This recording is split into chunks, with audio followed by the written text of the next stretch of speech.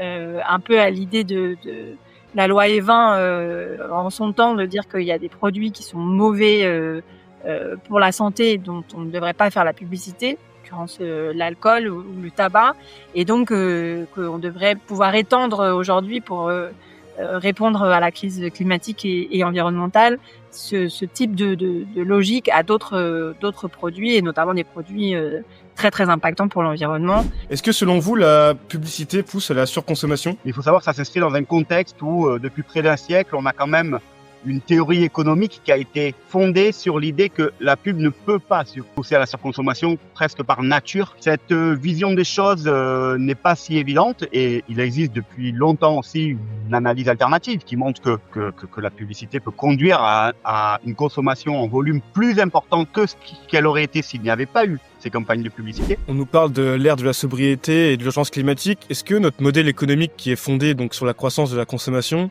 est-ce que c'est pas tout le modèle économique qu'il faut revoir ? C'est une vaste question.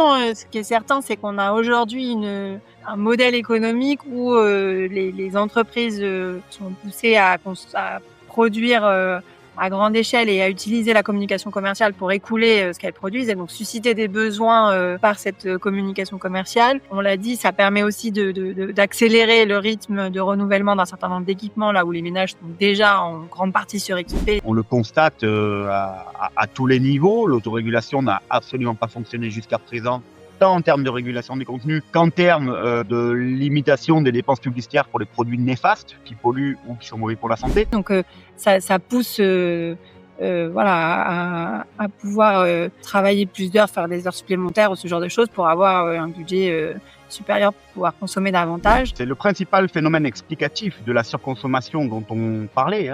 C'est-à-dire que vous avez deux types de croissance que peut générer la pub. L'une est tout simplement d'aller convaincre de nouveaux consommateurs d'aller acheter des produits pour lesquels ils n'éprouvaient pas nécessairement de besoin, et de fil en aiguille, le désir devient besoin, et puis finalement devient acte d'achat. Donc là, on ouvre des marchés. Mais vous avez certains marchés qui sont déjà saturés. Typiquement, le téléphone portable, il y a plus grand monde à convaincre pour en acheter. Et là, l'enjeu pour les industriels, c'est que les consommateurs renouvellent leur achat de téléphone beaucoup plus tôt. Si vous renouvelez votre téléphone tous les 2 ans ou tous les 4 ans, ça multiplie le marché par 2 pour les industriels. Donc,